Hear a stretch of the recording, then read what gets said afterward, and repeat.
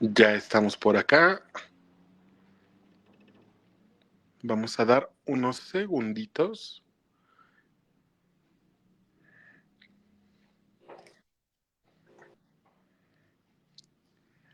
Listo, ya estamos.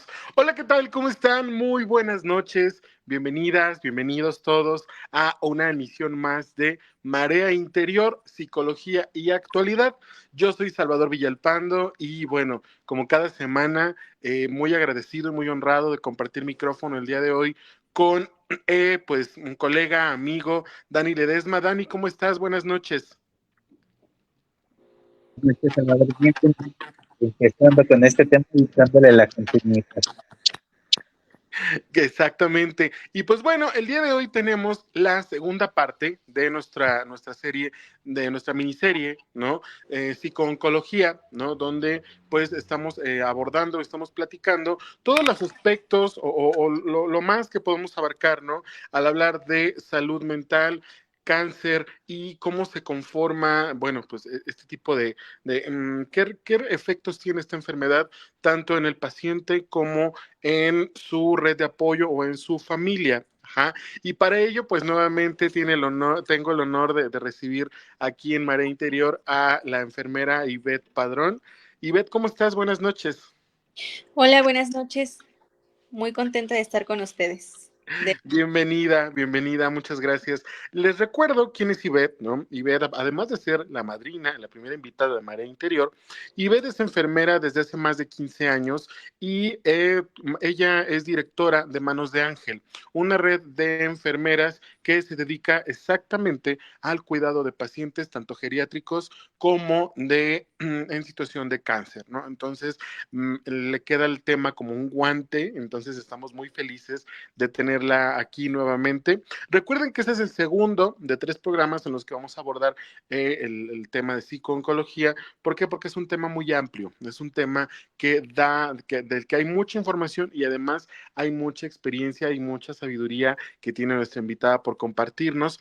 Y pues recuerden que y todos nuestros programas los pueden encontrar en nuestro canal de YouTube, El Fuego Interno Podcast, así como los programas hermanos de la estación, que son Déjame Pensarlo y El Fuego Interno.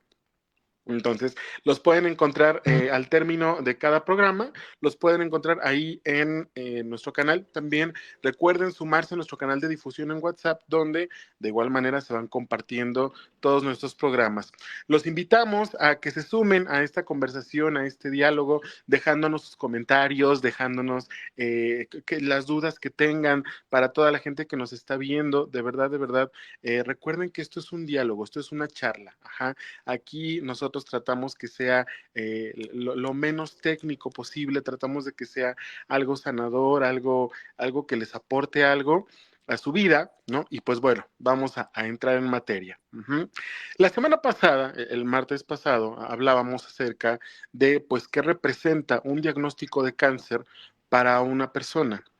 Hablábamos de todas las dimensiones que implica recibir un diagnóstico de este calibre y abordamos un poco, porque la verdad es que también siempre nos vamos a quedar cortos aquí en Marea Interior. La verdad es que a veces una hora es imposible, ¿no? Es imposible abordar en una hora tanta información.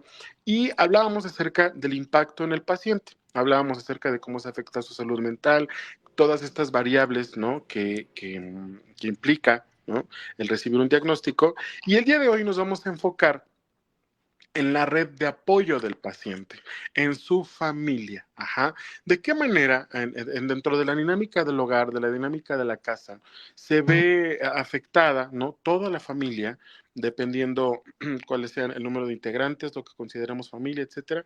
¿Cómo se ve afectada la familia ante un diagnóstico de cáncer? Ajá. Dani, no sé si gustes introducir un poquito el tema, ¿no?, para que nuestra invitada pueda abordar un poquito.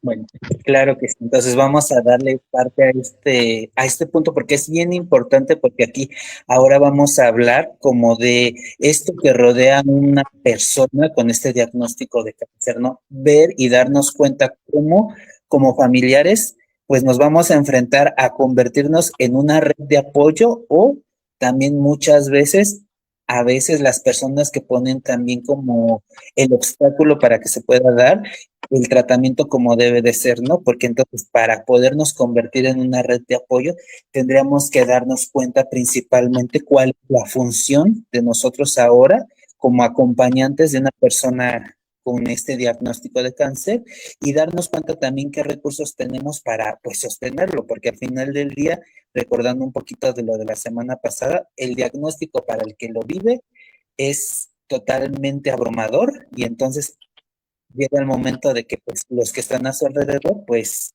le den esta fortaleza que necesita al enfrentar el diagnóstico, al vivir todo el proceso y pues a vivir también el resultado después de todo el proceso médico que se vive, ¿no? Entonces, pues vamos a darle por ahí por este tema y ver cómo se va a ir constituyendo o cómo se tendría que constituir como esta red de apoyo.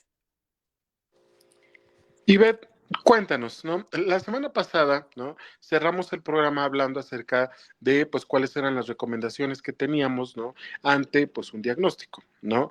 Yo les comentaba, ¿no? A nuestra audiencia que es importante tener un plan de acción, ajá. Es decir, que no nos paralice, ¿no? La noticia, que no nos paralice el miedo, que no nos paralice, pues, la tristeza, ¿no? Porque la verdad sí llega, ¿no?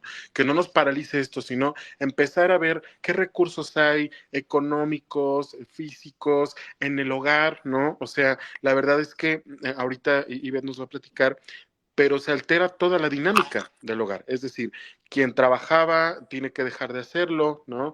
O a lo mejor falta dinero de un lado, hay que conseguirlo, a lo mejor, no lo sé, esto depende, por supuesto, del rol que ocupa el paciente. Ajá. No es lo mismo, ¿no? Que reciba el diagnóstico el jefe de la casa, el jefe del hogar, el proveedor, a que lo reciba un hijo, la madre, un infante, etcétera, ¿no? Entonces, Ivette, de acuerdo a tu experiencia, ¿no? ¿Cuál es el principal problema al que se enfrenta la gente, ¿no? En familia al momento de recibir un diagnóstico de este tipo? ¿Cuál es el principal problema? Sí, cuando tú llegas y te piden ayuda, oiga, señorita directora de Manos de Ángel, por favor, ayúdenos. ¿Cuál es el problema que tú encuentras cuando llegas a la casa? Híjole, yo creo que desorientación. Están desorientados, están perdidos en esta noticia tan drástica que les acaban de dar. No saben, no le encuentran ni un principio ni un fin a lo que viene para ellos. De ahí vámonos a que el tema es bueno, la noticia pues es fuerte, ¿no? Y lo que más quieren como que ellos es ayudar al paciente, ayudarlo a que él esté como que en un buen cuidado, pero yo creo que la noticia también como, así como para el paciente que lo sufre, como para la familia, yo creo que es impactante y emocionalmente es muy desubicado para ellos, porque no saben cómo enfrentar este proceso. Ok, bueno, sí, evidentemente hay como un estado de shock, ¿no? General. Exacto. Es como un estado de shock, ¿no? Es como esta pausa donde estamos flotando, donde no sabemos ni qué hacer, ¿no? Por supuesto, tienes mucha razón, ¿no? Hay como una cuestión así de, bueno, ¿qué hago? ¿Qué es bueno hacer? ¿Qué es malo hacer? ¿A quién le hago caso? ¿A quién no? ¿Qué tipo de dudas qué tipo de dudas tengo, ¿no? Por ejemplo, ¿qué se le va a dar de comer al paciente? ¿Qué tanto tiempo debe dormir? ¿Qué tanto tiempo cuántas comidas debe hacer al día? Si debe hidratarse, no lo sé, ¿no? ¿Qué opinas, Un Dani? punto muy importante es Dinos, Ivette. Uh-huh. Un punto muy importante es eso, que tenemos que darle la enseñanza y la educación al paciente, al familiar, perdón, para que el paciente tenga unos buenos cuidados en casa.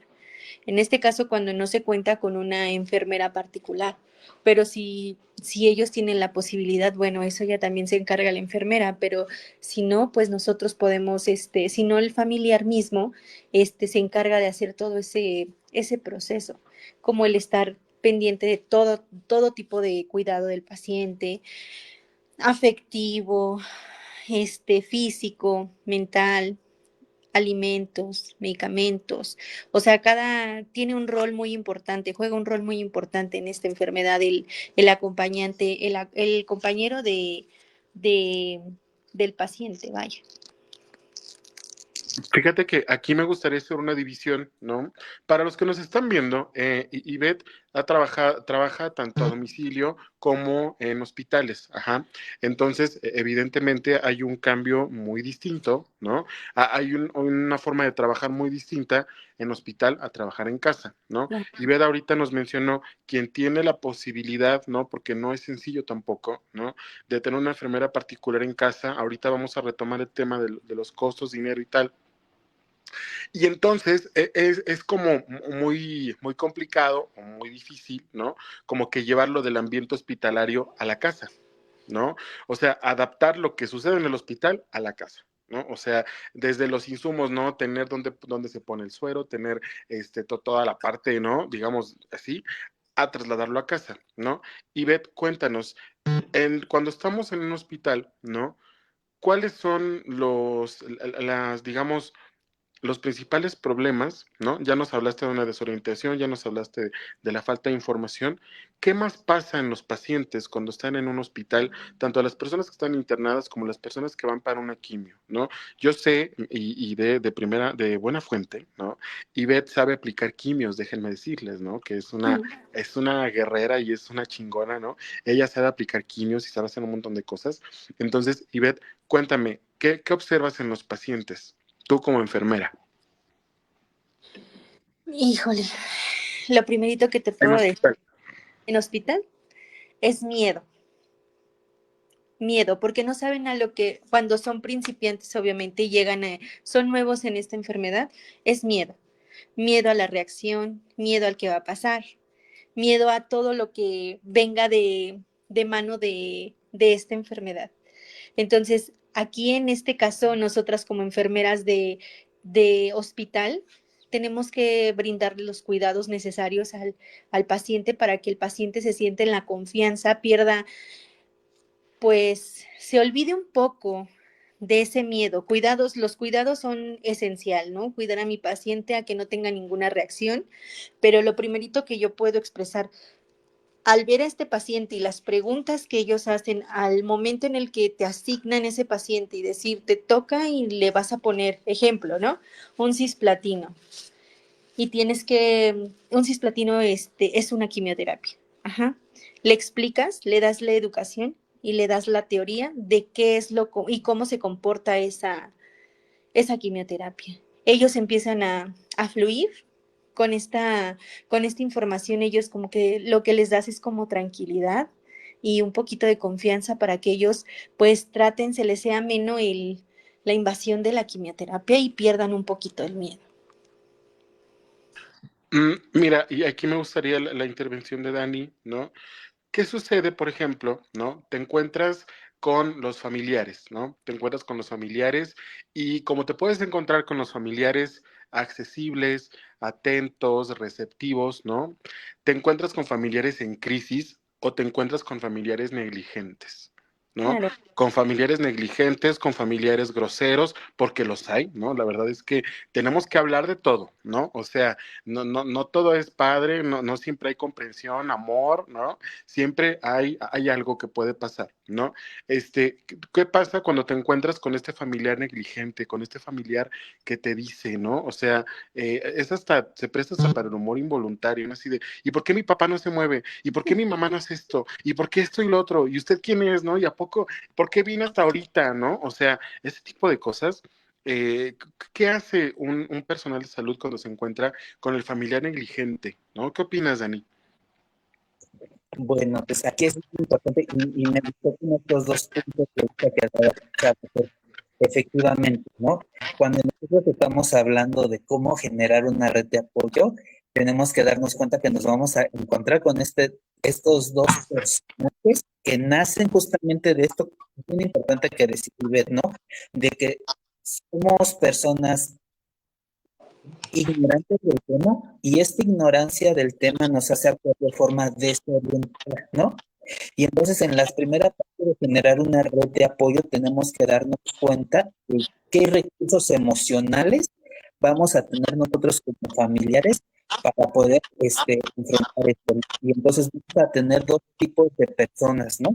Aquellas personas que tienen recursos emocionales basados a partir del amor, que vamos a decir son estas personas que pues inmediatamente con el tema se ponen como la camiseta, intentan buscar la información, tienen el oído atento, prestan atención como a las indicaciones que dan como los médicos, las enfermeras, los de recursos, todas las personas que están a su alrededor intentan tener como esta postura, ¿no? Estas son como, diríamos, son aquella red de apoyo que todos desearíamos tener para enfrentar cualquier tema, ¿no? No solamente el de cáncer, no solamente el de las adicciones, no solamente en los problemas de pareja, ¿no?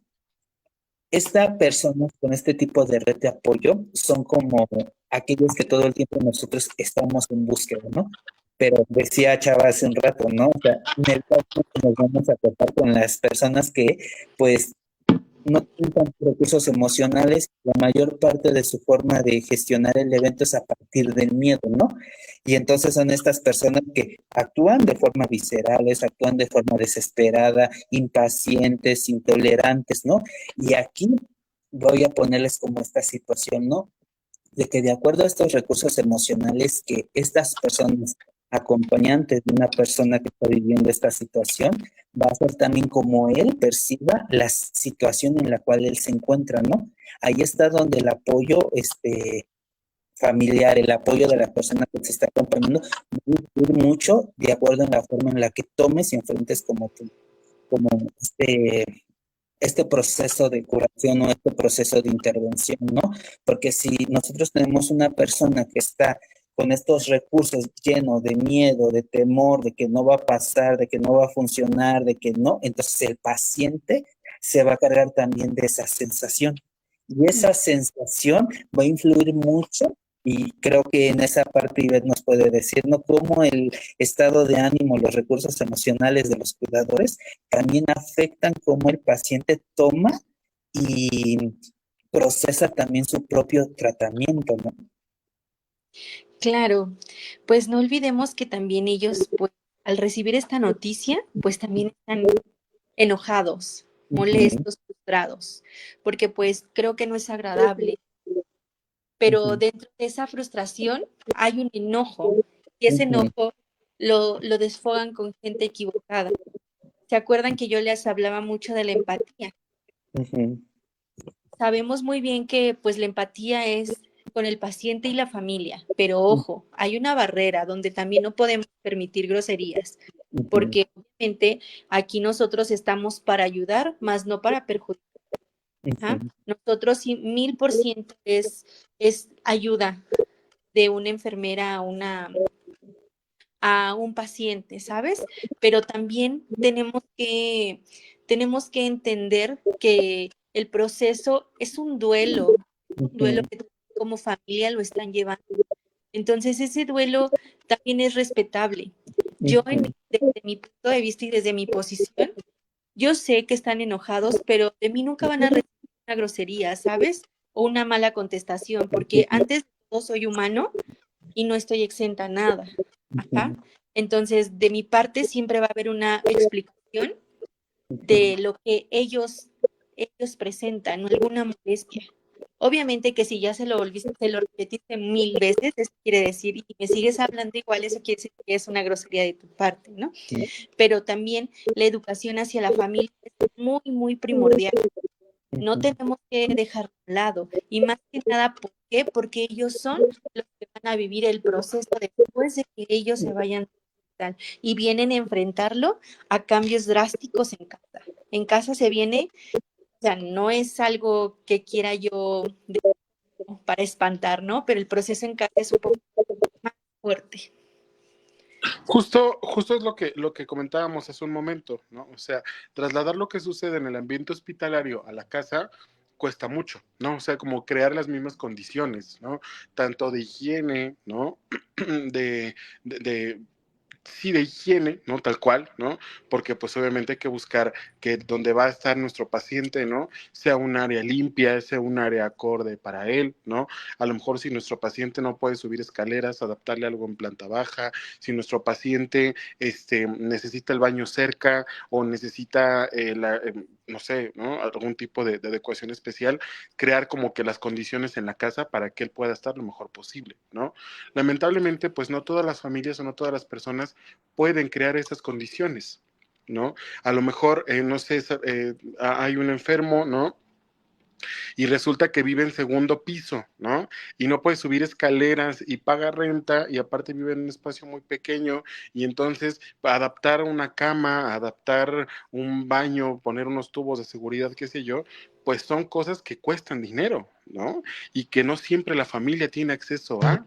Y entonces de repente todo ese tipo de cosas que van como limitando el tratamiento, ¿no? Van mermando la salud mental de la red de apoyo. Ajá. ¿A qué nos enfrentamos? Por ejemplo, ¿no? Yo quisiera darle todo a mi madre, yo quisiera darle todo a mi padre, yo quisiera que mi abuelo tuviera todas sus condiciones, su sillita para baño, su sillita para descanso, su sillita de ruedas, su reposet, si necesita algún material de órtesis, ¿no? Por ejemplo, su muleta, sus curaciones como deben de ser, y Beth no nos dejará mentir, o sea, hay curaciones que se necesitan incluso, ¿no? Ya no nada más es diario, cada hora, cada ciertas horas, ¿no? Limpiar heridas, a lo mejor todo este material de curación que lamentablemente es tan costoso, ¿no? Parches, gasas, cinta, etcétera, o a lo mejor no es tan costoso, pero se ocupa mucho, ¿no? El pañal, por ejemplo, ¿no? Todo ese tipo de insumos que implican curar una herida, ¿no? Entonces, la salud mental de los familiares comienza a verse afectada porque no tienen los recursos. Y entonces híjole, es que no tengo para darle la alimentación que necesita, ¿no? Porque hablábamos la sesión pasada sobre, el programa pasado, perdón, sobre cómo se afecta la dinámica de la casa en relación a la economía desde la alimentación, ¿no? Un paciente con cáncer no puede comer lo mismo que el resto, por ejemplo, ¿no? Y entonces, ¿a qué se enfrenta la familia? A improvisar, ¿no? Se enfrenta a la familia a improvisar y a trabajar con lo que tiene, ¿no? Claro. Ivette, cuéntanos, ¿cómo apoyas tú a la familia justo en esta improvisación, en esta, porque la verdad, en algunos casos, ¿no? Hay que economizar, ¿no? Hay que ver cómo podemos hacer para que el paciente tenga calidad a un costo, digamos, que la familia lo pueda solventar, ¿no? Porque no todos tienen los recursos necesarios, ¿no? ¿Cómo ayudas tú a la familia? Recuerden que hoy estamos hablando de la familia, de la red de apoyo, del impacto en la salud mental, de la familia de una persona con cáncer. ¿Cómo apoyas tú, Ivette, a la familia en este aspecto? Sí, Chava, mira, es importante la comunicación con el familiar, compartirle mis conocimientos como enfermera para que él cubra las necesidades. Acordémonos que también tenemos que ser muy conscientes que la higiene o la limpieza no está peleada con la economía. Tenemos que tener esas bases, como que yo sé que a lo mejor si yo en un escenario me encuentro con un paciente que el paciente, ejemplo, ¿no? El paciente vive en un cuartito y en ese cuartito, pues comparte todo, comparte baño, cocina. Nosotros tenemos la obligación de explicarle al paciente que sí puede estar cerca de él y que no, y adaptarnos, ajá, en cuestión de casa, ¿no? De donde el área donde él va a estar. 1000% son cambios de sábanas. Nosotros hablamos mucho de eso, cambios de sábanas, limpiar el cuarto, el área tiene que estar limpia. Tenemos que, en cuestión de la dieta, yo sé que luego hay veces que las dietas son fuertes para un paciente con cáncer, pero también hay resoluciones. Gracias a Dios tenemos, pues, ciertos alimentos que podemos ayudar a enriquecer la nutrición de nuestro paciente y armarle una dieta conforme a su socioeconómico que él tiene, ¿no? Pero siempre y cuando no perderlos las propiedades y los beneficios que ellos necesitan aportarle a su cuerpo para que empiece a ayudarle. También aquí en la Ciudad de México contamos con muchas fundaciones, ¿saben? Que luego hay veces que no se tocan los temas porque pues están llenas un poquito de gente, pero las fundaciones ayudan mucho a los pacientes. Yo he trabajado con fundaciones, en específico con una que se llama Brimex, y ellos ayudan mucho a los pacientes que son de escasos recursos y los ayudan a tener una calidad de vida en el proceso de la enfermedad. Y de ahí yo me sumo a jalar un poquito de información para poderles compartir a mis pacientes que no tienen la fortuna de estar en una fundación, pero sí tienen, yo tengo la información para ayudarles a que ellos estén con una buena calidad, con unas, para todo hay solución. Yo siempre le he dicho y se lo he dicho a Chava siempre, tenemos solución en todo. Tenemos que improvisar con lo que tenemos, pero se puede. Eso no estamos peleados con eso. Se puede hacer y vamos a hacerlo y mira, hemos sacado adelante pacientes con pocos insumos, con apoyo, porque luego yo busco apoyo externo, externo para poderlo ayudar al paciente y nos sumamos para eso, para que el paciente también esté en buenas condiciones y pues adaptarnos también a lo que él tiene. ¿Qué opinas, Dani?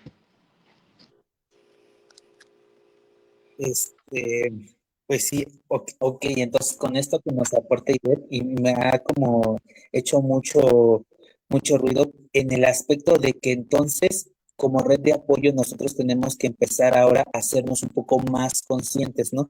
Y lejos de irnos como a los extremos, como decía hace un rato Chava, ¿no? De el exceso cuidado es como concientizar cómo tendría que ser el cuidado, porque entonces muchas veces en esa parte yo creo que al aprender a tener conciencia de la propia enfermedad o del proceso de tratamiento que se está viviendo, viene desde la comprensión de cómo el paciente lo está viviendo y la comprensión de cómo es que yo como familiar tengo que enfrentarlo, ¿no? Porque entonces para poder nosotros convertirnos en una red de apoyo, pues la primera parte es tengo que cuidar de mí, porque yo soy quien tiene que también tener la templanza justamente para poder hacer lo adecuado, sin irnos o a los excesos o irnos a toda la negligencia que se puede dar, ¿no? Porque estando como decíamos, ¿no? Ya en casa, pues muchas veces, pues nuestra ansia de que el otro esté bien, a veces cometemos torpezas, ¿no?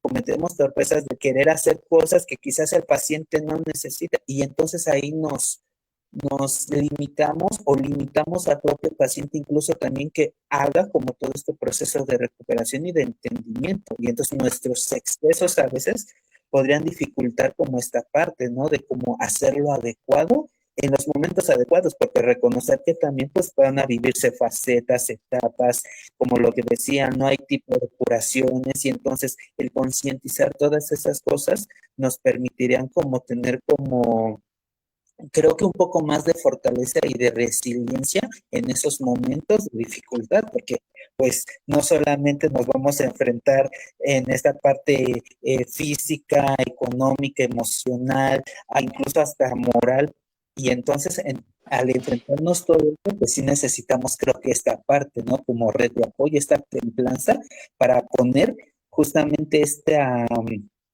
estado de conciencia en muchas cosas. Así es. Miren, yo creo que algo que es vital, ¿no? Y es algo que la verdad me ha costado mucho trabajo entender y gracias a Ivette lo he entendido, ¿no? Que es mantener la calma, ¿no?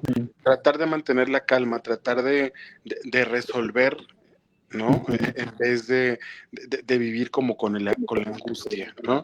Ahorita Ivette nos ponía de ejemplo, ¿no? El cambio de sábanas, ¿no? El cambio de sábanas, la higiene del paciente, la alimentación, algo tan básico puede representar un estrés enorme en una casa, ¿no? Porque, no sé, ¿no? Que ya se acabó el detergente, que no hay agua, que eh, no lo sé, ¿no? Cualquier tipo de cuestión porque implica dinero, ¿no? Implica dinero, implica gasto, implica, hace un ratito, en la sesión pasada platicábamos qué sucede cuando el enfermo se sostiene en el hogar, ¿no? Y de repente a lo mejor deja de entrar ese dinero a la casa y de repente es, híjole, y ya no hay despensa, y ya no hay jabón, y ya no hay esto, y entonces tienes al enfermo en cama con la herida ahí, ¿no? Ir a las quimios, o gastar en Uber para ir y venir al hospital, gastar, buscar a lo mejor quién te puede ayudar a trasladarlo, si vives en un segundo, tercer, octavo piso, poderlo bajar, poderlo subir, o sea, la verdad es que son un montón de variables las que pueden llegar a estresar a la red, ¿no? Y obviamente, ¿no? Acaba de decir Ivette algo muy cierto. Si a nosotros como red el paciente nos ve estresados, nos ve tristes, nos ve angustiados, nos ve, digamos, sí, la palabra, ¿no? Angustiados, pues eso va a influir, por supuesto, en su recuperación, ¿no? Porque entonces mucha gente que empieza a sentir, la gente empieza a sentir, hablando del paciente, que entonces ya es una carga. Empieza a sentir que es una carga, empieza a sentir que el hecho de que él o ella estén enfermos, ¿no? Representa un estrés en la casa y que eso no debería de estar y no debería de suceder, y entonces provoca que el paciente ya no le eche ganas, que empiece con comentarios tipo, no, pues ya para qué, ya no hagan nada, ya no quiero nada. Y Beth nos comentaba el programa pasado que sí hay pacientes que dicen, ya no quiero nada, ¿no? ¿Por qué? Porque es una situación tan estresante, cambia tanto la dinámica del hogar, que a veces esa angustia, pues permea en el paciente, y también para la red, esa angustia de parte del paciente, ¿no? No sé si me explico, o sea, es como decir, híjole, es que yo veo que mi paciente no mejora, y el paciente, es que yo veo que se preocupan, ¿no? Y entonces es como un ping pong ahí de preocupaciones y de angustia, y tiene que ver mucho con la templanza de la que nos hablaba Dani, ¿no? O sea, a ver, calma, ¿no? A ver, ¿cómo resolvemos, ¿no? ¿Qué opinas, Ivette? Híjole, creo que ahí es donde empieza, ¿te acuerdas que en el programa pasado lo comentábamos, que es donde empiezan un juego de emociones, ¿saben? El proceso de que el paciente reciba la noticia, ya lo comentamos en el programa pasado, pero ahorita creo que lo importante también aquí es observar el cuidado del cuidador, valga la redundancia. ¿Por qué? Porque ahí es donde entra ese pequeño inter donde dice Chava el estrés.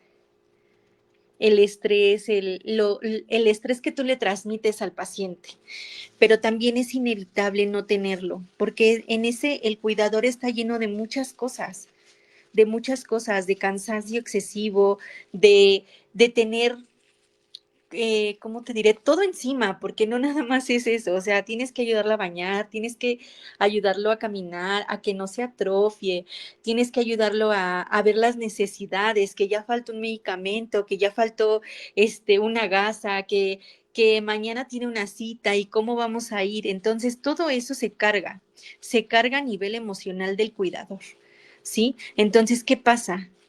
Llega un momento en el que, sí, se desconecta el chip del paciente, del cuidador, perdón, y es donde viene esta carga de estrés y explotas. Pero no es involuntario, porque a final de cuentas es algo que estás expresando porque también sientes esa presión de que tienes el miedo de tenerlo aquí al lado y no saber cómo se va a comportar si le da una crisis en dado caso, si está mal, si se te pone mal, ¿qué vas a hacer? Todo el tiempo están sobrepensando. Yo he tenido pacientes de verdad que luego hay veces que no duermen por estar abrazados del cuidado de su paciente. ¿Y sabes cuál es el tema? El miedo, el enojo de esos pacientes también, la frustración por no poder ayudarlos, la frustración por no poder hacer nada por ellos. Y es donde entra un enojo, porque ellos están dando todo para dejar a esos pacientes o que tengan una buena calidad. Pero se están olvidando también, porque eso pasa con los cuidadores, se olvidan de su persona, se olvidan de su vida personal. Y es donde entra toda la frustración. La frustración ante un cuidador, bueno, de un cuidador y del cargo que tiene, híjole, es muy fuerte. Es muy fuerte. Es que justo aquí viene con lo que introdujimos el programa pasado, que fue quién cuida del cuidador, ¿no? De repente a lo mejor, no sé, ¿no? Vuelvo a la misma simulación, el enfermo se sostiene del hogar y de repente la esposa se ve a lo mejor con mucho estrés, ¿no? De conseguir a lo mejor dinero, a lo mejor los hijos tienen que salir a trabajar, ¿no? A lo mejor, no sé, ¿no? Dependiendo cómo esté constituida la familia, ¿no? A lo mejor ya la esposa, híjole, ¿no? A ver, hay que emprender, a ver, hay que buscar pedir un préstamo, a ver, hay que sacar, ¿no? A ver, un crédito, a ver, lo que sea, ¿no? Porque como decíamos, si tenemos la suerte, nos estamos atendiendo en un hospital público, ¿no? Pero eso implica traslados, ¿no? Eso implica, no sé, ¿no? Tenemos un paciente que se está tratando en cancerología en Tlalpan y resulta que vive en Chalco, ¿no?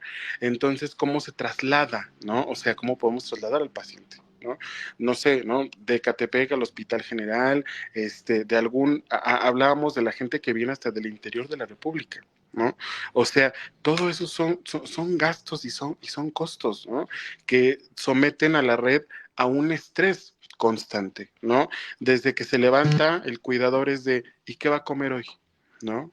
Desde que se levanta el cuidador, ¿y qué puede comer? ¿Qué le vamos a dar de comer? ¿No? O es de, bueno, hoy, decía ahorita Ivette, ¿no? Hoy tiene cita, ¿no? A ver cómo nos vamos a organizar, ¿no?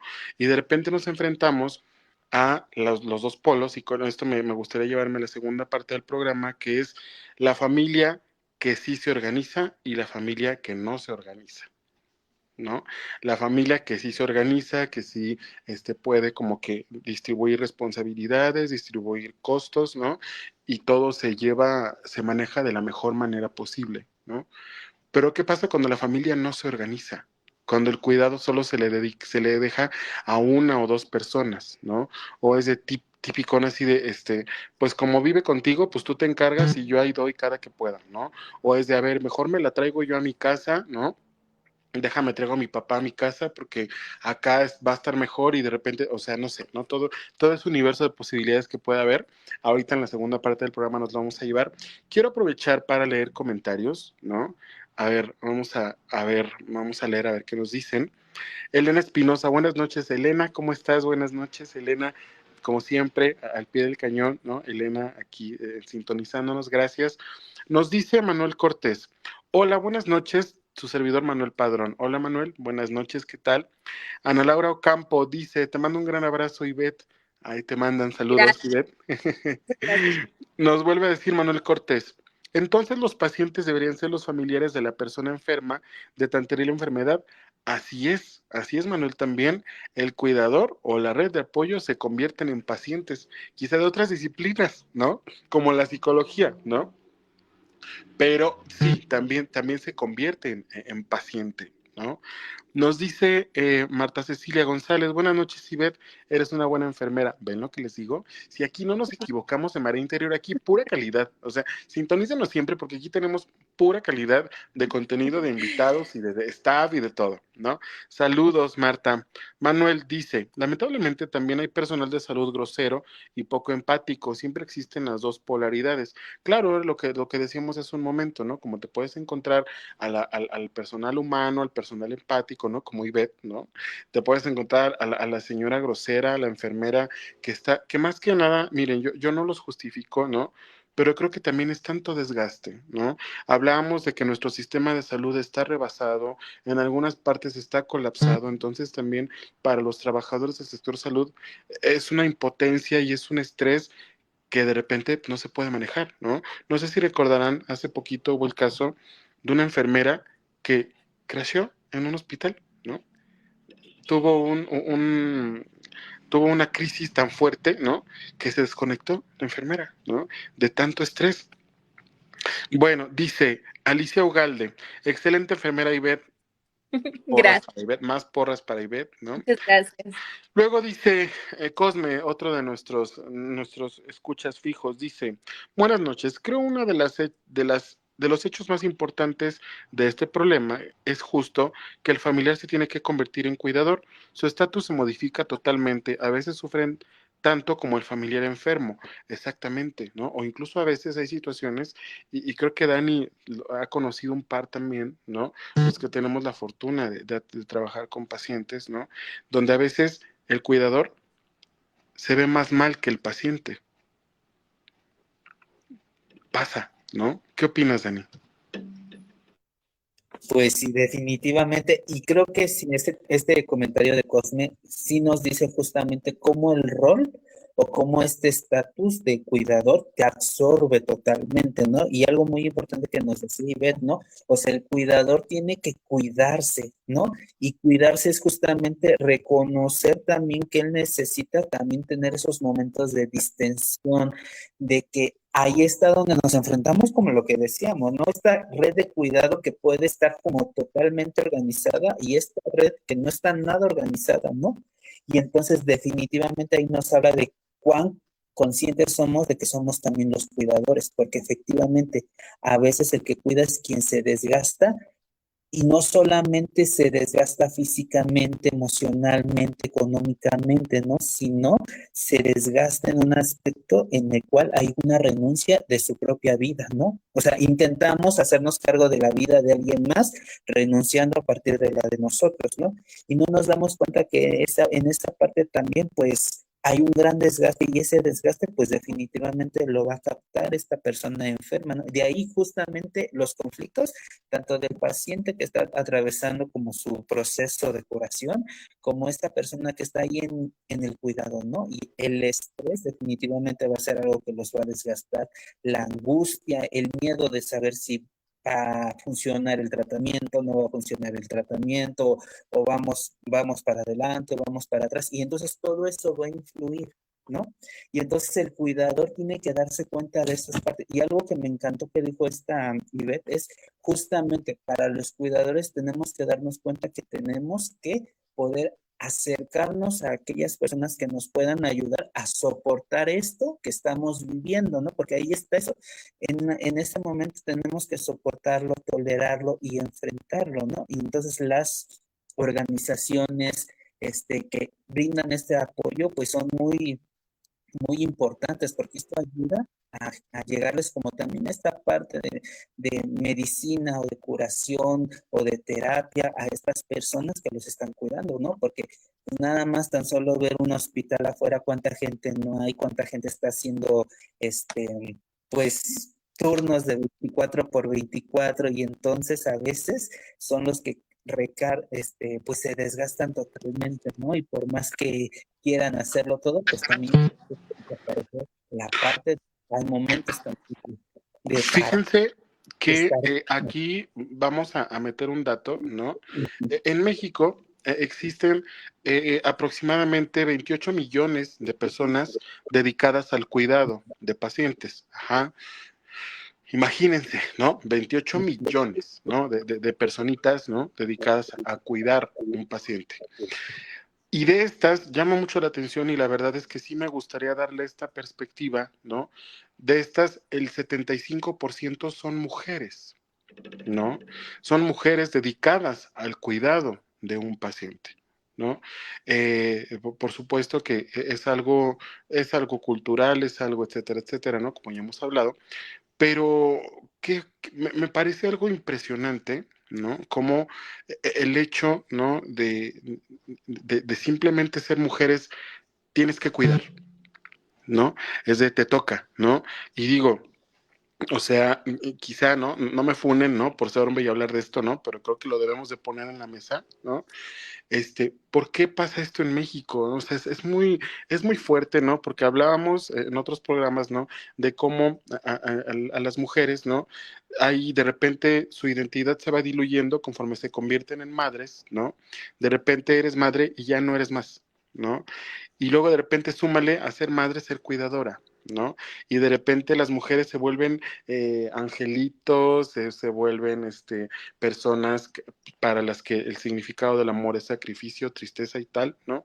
Y la verdad es que es algo bien alarmante, ¿no? O sea, no, es algo de llamar la atención, digo, lamentablemente es algo que yo veo muy difícil de erradicar en estos tiempos, ¿no? Que el cuidado de un familiar en casa sea para todos y no nada más para la mujer de la casa, ¿no?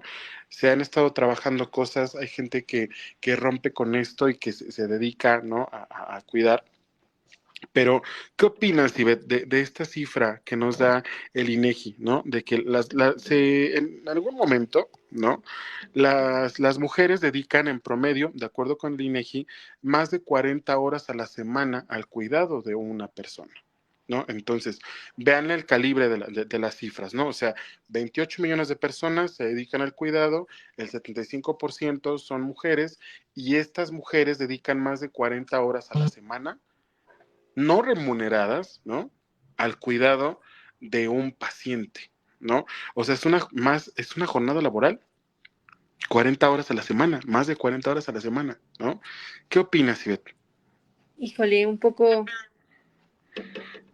triste, ¿no? Porque esa cifra sí es alarmante porque creo que debemos de entrar todos en ese, porque en esto no es necesario ser hombre, ser mujer.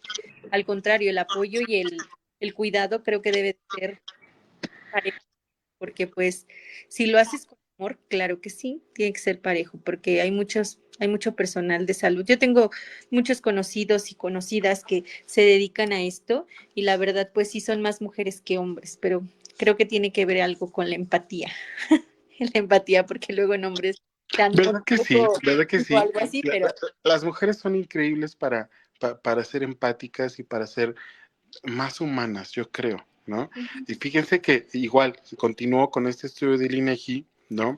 De todo este porcentaje de personas que son cuidadas por mujeres, ¿no? El 45% son adultos mayores y el resto son entre niños y personas enfermas, ¿no? Entonces, imagínense, ¿no? Que encontramos en un hogar promedio mexicano, ¿no? Un adulto mayor con una enfermedad de este impacto, ¿no? Y además, cada vez hay más adultos mayores que no tienen quien los ayude, ¿no? Y Beth me comentaba hace unos días, ¿no? Acerca del caso hay personas mayores, ¿no? Que de repente están solas en sus casas y no hay quien les ayude, quien los asista a bañarse, a comer, ¿no? De repente no, te resulta que tienen hijos, hermanos, lo que sea, se fueron o no están, ¿no? Y quizá esto sería tema para otro programa, pero aquí lo tenemos que meter porque hay adultos mayores con cáncer que demandan este tipo de atenciones, ¿no? ¿Qué opinas, Dani? muy importante. Y yo creo que en esta parte, ¿no? De cómo una mujer cuida, yo creo que también habla mucho como hasta de su propia naturaleza, ¿no? O sea, vamos a hablarlo, que tiene una tendencia, tiene una naturaleza a la protección, al cuidado, porque al final del día eso es parte de su propia esencia, ¿no? De ahí que puedan desarrollar como esta facilidad. Y obviamente los contextos culturales siempre nos van a arrojar, y principalmente yo creo que aquí en México esa parte, pero yo creo que también tenemos que observar que, pues, como decía Chava, ¿no? Al principio, ¿no? Salvador, este, yo creo que sí la dinámica sí va a manejar mucho esta forma de quién lo va a cuidar, ¿no? Y entonces muchas veces quien lo va a cuidar va a ser quien tenga esta disposición, ¿no? Y las mujeres en esta parte tienen una disposición muy grande y eso es de admirarlo porque al final del día reconocen y están dispuestas a hacer como todo este acto, ¿no? Y es enfrentarse a muchas cosas, ¿no? A tener esta resistencia y que al final del día es como muy valioso, ¿no? Y aquí como aportando esta última parte que decía Chava, ¿no? De los gente grande, ¿no? O sea, inevitablemente ahí podemos ver cómo también como sociedad, porque yo creo que es esta también, como familia, como sociedad, también hay una desensibilización hacia las personas que están viviendo esta situación, ¿no? Porque yo creo que hay momentos en los que a veces la familia no es como la más propia, la que más se acerca, incluso es hasta la que más se aleja con un diagnóstico así, y hay gente alrededor que, pues sabiéndolo, también tendríamos que tener esta empatía como de apoyar, ¿no? Porque a veces eso es lo único que hace falta, ¿no? Hasta el simple hecho de escuchar a veces su malestar, su situación, para estas personas a veces es como necesario y agradecido, ¿no? Fíjate que esa parte es bien importante porque hay familias, ¿no? Donde a lo mejor, no sé, ¿no? Hay cierto número de hermanos y resulta que el cuidado de la madre o del padre se queda para una persona y a lo mejor hay los recursos, ¿no? Pero no hay el apoyo, ¿no? O sea, si es de, a ver, oye, pues te estoy hablando por teléfono, no te estoy pidiendo dinero, solo quiero que sepas cómo está mi mamá, cómo está mi papá, cómo está mi abuelo, ¿no? Y ni así hay esa disposición a veces. O sea, es algo bien grave, ¿no? O sea, ni siquiera es como para escuchar así de, oye, está pasando esto, ¿no? No te pido dinero, no te pido nada, no te pido atención, lo único que te pido es que escuches, ¿no? O que la escuches, o que hables con ella, o que estés pendiente, o lo que sea. Y es bien difícil porque nos habla de una falta de humanidad. No, nos habla de una falta de humanidad, ¿no? Y por otro lado también, ¿no? Nos decía Dani ahorita, a veces no siempre es la familia la que está al cuidado, ¿no? A veces tiene el paciente más de personas desconocidas o de personas que están agradecidas con él o con ella, ¿no? O de personas que están de paso en la vida que de la propia familia, ¿no? ¿Qué opinas, Ivette?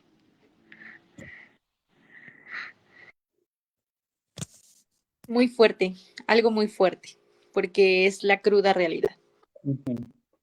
De verdad que me ha tocado apreciar los dos puntos que tocó Salvador y creo que esa falta de humanidad, de amor y de cariño hacia la persona, creo que es lo que los lleva a hacer eso, ¿sabes? Y tiene razón cuando recibes más de otras personas que por agradecimiento, porque hay gente que sí lo hace y lo hace de corazón el apoyo, pero creo que tiene que ser más de la misma familia directa, ese apoyo y ese amor. Entonces, creo que el humanismo, la educación y el amor que le tengas a esa persona te va a llevar al comportamiento que tengas. Yo valoro mucho a las personas que de verdad que enfrentan estas cosas y se llevan la carga solos. Yo los admiro mucho porque esto no es fácil, no es fácil, no es fácil, no es fácil hacerte cargo, ¿sabes? No hay, y no todos tienen esa generosidad y empatía de hacer eso y ese valor, porque no es fácil. Se oye fácil decir voy a cuidar, pero hay un abismo de cosas y preguntas que, que en esa palabra existen. Entonces, pues así es esta realidad. Fíjense que aquí vamos a continuar con las cifras que les estoy dando, ¿no? Son cifras que nos ha dado el gobierno de la República, ¿eh? Son de acuerdo a estudios que el mismo gobierno ha sacado, ¿no? Este porcentaje de personas cuidadoras, ¿no? Este 75% de mujeres cuidadoras, ¿no? Más del 50% de ellas son personas que además de cuidar, trabajan. Son personas activas laboralmente, ¿no? Entonces, imagínense el reto tan grande que tiene una red de apoyo en un país como México. Es decir, no puedo dejar de trabajar y aún así tengo que cuidar. O sea, de verdad que esto es muy alarmante, muy sí decía un maestro de la universidad, ¿no? Es tema de tesis, ¿no? Es algo muy importante de abordar porque nos habla de que ya también en los hogares están rebasados algunos hogares, ¿no? Es decir, este 75% de mujeres cuidadoras, más del 50% son activas laboralmente, ¿no? Es decir, son personas que tienen que tomar un transporte público, que tienen que ir a cumplir una jornada laboral, que tienen que cumplir sus más de 40 horas laborales y aparte sus 40 horas semanales de cuidado, ¿no? Entonces, imagínense cuál va a ser ese estado de esa persona, cómo se va a ver impactado en su salud mental el tener que cumplir con un trabajo, con un negocio, con un emprendimiento, lo que sea que tenga, y aparte de todo eso, cuidar, ¿no? Creo que tiene mucho que ver con lo que introdujimos el programa pasado y con lo que abrimos hoy, que es el cuidado del cuidador. ¿No? Que de repente no tiene quien la o lo releve, que de repente pues no tiene quien aporte más recursos, ¿no?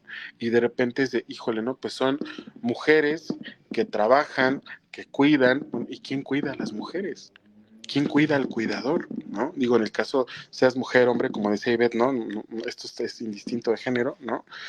Pero es algo que quizás sea para reflexionar y me gustaría que la gente que nos está viendo y que nos va a escuchar se lleve a casa esto, ¿no? Se lleve en el corazón, en la mente, esta reflexión, o sea, ¿cómo puede ser posible que hay personas que además de trabajar, todavía tienen que cuidar y todavía tienen que cargar con roles del tipo en casa, ¿no?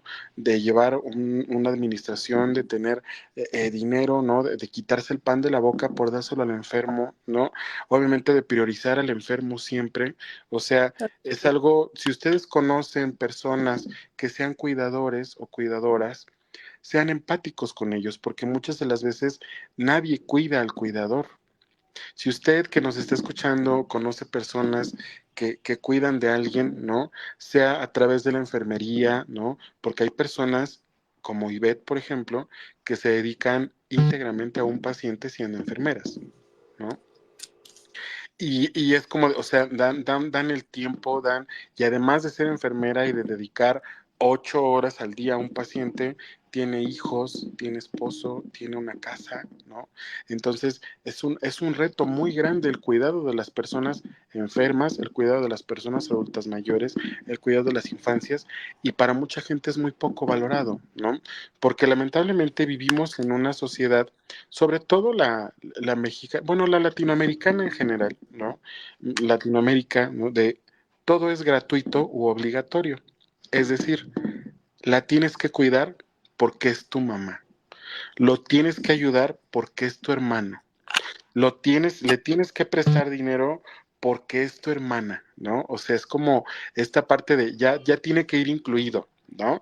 Y no me dejarán mentir, ¿no? Los que nos escuchan y mis invitados, mi invitada, la invitada y Dani, o sea, no, es como muy evidente a veces, ¿no? ¿Qué opinas, Ivette?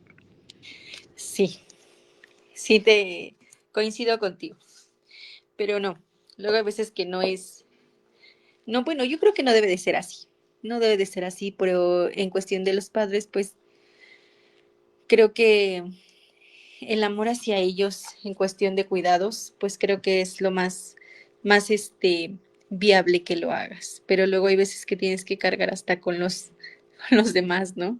Y luego eso es más desgastante para el cuidador. Y no es, creo que no es lo correcto porque tu prioridad debe de ser el paciente o tu familiar directo que está sufriendo la enfermedad. Vamos a ver. Dani, ¿qué comentarios tenemos nuevos?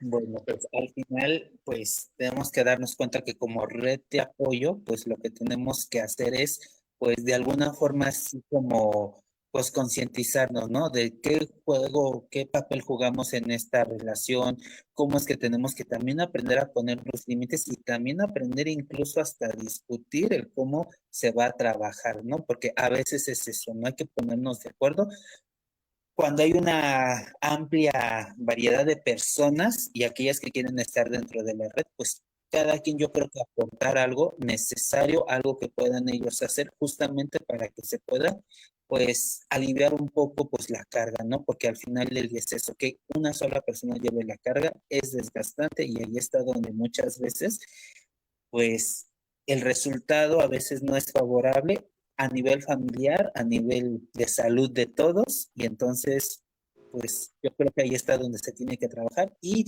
pues acercarse definitivamente a aquellas personas expertas, ¿no? Como Ivette, como nosotros, ¿no? De poder direccionarlos y orientarlos, porque también eso es parte de ser parte de una red, ¿no? Irnos como educándonos en este nuevo lenguaje, en esta nueva dinámica, porque al final del día es lo único que pues, podemos hacer justamente para poder tener una tolerancia más grande a esta situación que por sí misma es difícil. Nos decía Cosme, muchas veces el cuidador se encuentra en una gran vertiente, atender la parte de atención del familiar enfermo y a la par el resto de la familia que, como decía Daniel al inicio, a veces suele atrofiar los procesos de atención al paciente. Claro, Claro, definitivamente, ¿no? Y Dani lo decía muy cierto, no todos tienen la misma empatía, no todos tienen la misma humanidad, ¿no? Y creo que Ivette dio en el clavo al decir, o sea, son actos de amor por el familiar, ¿no? Ujú. Y digo, y a lo mejor me voy a meter en camisa de once varas, ¿no? Pero a veces, muchas de las veces los familiares se dejan guiar por otras cosas como el resentimiento, ¿no? Y pues dejan a su suerte, a su paciente, ¿no? O sea, esa parte de decir es que yo no ayudo a mi papá porque mi papá fue un tal, tal, tal, tal, tal, ¿no? Yo no ayudo a mi mamá porque mi mamá cuando yo era chiquita me hizo esto y esto y esto. Yo no voy a ayudar a mi papá porque mi papá fue un esto y aquello. O sea, eso ya pasó, eso ya fue. Actualmente es un ser humano que necesita ayuda, es Claro. una vida, ¿no? Es una vida que necesita asistencia, que necesita apoyo. Digo, también, eso lo vamos a tocar el siguiente programa, ¿no? También implica mucho qué tipo de paciente hay, ¿no? O sea, porque también los hay y vamos a darle su guayabazo al paciente también, ¿no? O sea, también el paciente, hay pacientes que son groseros, hay pacientes que son voluntariosos, hay pacientes que son, digamos, eh, arrogantes, ¿no? Por decir de alguna manera, ¿no? Y entonces, pacientes que no cooperan, ¿no? Pacientes que no cooperan, dejémoslo de esta manera diplomática, ¿no? Pacientes que no cooperan, ¿no? El próximo programa vamos a charlar de esto, de cuáles son los tipos de pacientes con los que nos encontramos y un poquito del síndrome del cuidador antes del siguiente programa, ¿no? Porque sí también influye qué tipo de pacientes somos, ¿no? Ujú. Todos en esta charla, ¿no? Y los que nos escuchan, etcétera, hemos sido pacientes o somos pacientes de algo. Hay que ver qué Ujú. tipo de pacientes somos, ¿no? ¿Qué opinas, Ivette, de que de repente te encuentras con el, ya para cerrar, ¿no? Con el pacientito que no coopera. ¿Qué opinas? Fíjate que eso sí es cierto, me ha pasado mucho. Me ha pasado mucho encontrarme con pacientes que están así bien, se hace su voluntad de ellos, ¿no? Y siempre te preguntan, ¿y por qué me va a hacer eso? ¿Y por qué lo otro? Pero yo, siendo amable, también les digo, no perdiendo mi carácter, porque a esos pacientes también les tienes que demostrar carácter y fortaleza, porque luego hay veces que piensan que por el enojo te van a ganar y no les vas a ayudar. O sea, ellos no quieren que, porque dentro de ese no, de esa arrogancia hay enojo por el que tú les vas a hacer algo, ¿no? O las enfermeras se vuelven así como que, no, yo no quiero que me ayude esta señora o esta señorita. Y pues yo trato de ser amables, ganarme ahí un poquito, trato de ser empática con ellos y tener un poquito más de conexión para que ellos fluyan en esa parte. Pero sí, me ha tocado mucho y híjole, luego es difícil por el carácter que yo tengo, es más difícil porque yo no sé, de verdad que no sé contestar, no sé ser fuerte con ellos, yo me guío más por como que apapacharlos y cobijarlos un poco. Es que hay que ser duros y hay que ser firmes también a veces, ¿no? Con los pacientes, ¿no? Igual, Dani no me dejará mentir, ¿no? Hay pacientes con los que sí hay que tener cierta firmeza y cierta dureza, ¿no? Vamos a ver, un comentario antes de irnos. Kat Torres nos dice, saludos, buenas noches. A mi mami le dio cáncer en la sangre y estamos 6 hermanas cuidando día y noche y 4 trabajábamos. Llegamos en la noche y cada tercer día nos turnamos y en la mañana a trabajar, como dicen, era nuestra madre y aún así teníamos problemas de comunicación muy difícil. Saludos. Justo lo que estábamos hablando, ¿no? O sea, se altera la dinámica del hogar, ¿no? Se forma una nueva dinámica en torno a los que están y a los que no están también, ¿no? Ujú. Porque además hay que cumplir con una rutina, hay que cumplir con una vida, ¿no? Un matrimonio, una escuela, una universidad, una preparatoria, un negocio, qué sé yo, ¿no? Y entonces de repente dejar todo por el paciente es de, híjole, bueno, y si nos dedicamos nada más con el paciente, ¿quién va a trabajar? ¿No? O a qué hora nos vamos a organizar, o qué vamos a hacer, ¿no? Este ejemplo que nos dice Cade es muy claro, ¿no? De una familia que aún organizada, aún todo, con una enfermedad de este tamaño, es difícil comunicarse, ¿no? Porque aunque seamos hijos de los mismos papás, como hermanos, parece que nos criaron papás diferentes, ¿no? Tenemos otras ideas, tenemos otros objetivos, tenemos otras metas, ¿no? Y anda cada quien en su rollo a veces, ¿no? Pero bueno, vamos a despedirnos el día de hoy. La verdad es que ha sido un programa muy bueno, al igual que el primero, ¿no? Donde hemos tocado varios temas muy sensibles. Recuerden que hay mucha información acerca del tema. Recuerden que pueden acercarse a personas como Ivette, ¿no? Que puedan orientarlos acerca de cómo pueden llevar mejor la enfermedad de su paciente, ¿no? A mí me gustaría cerrar, Dani, ¿qué consejo le darías tú a la red de apoyo, ¿no?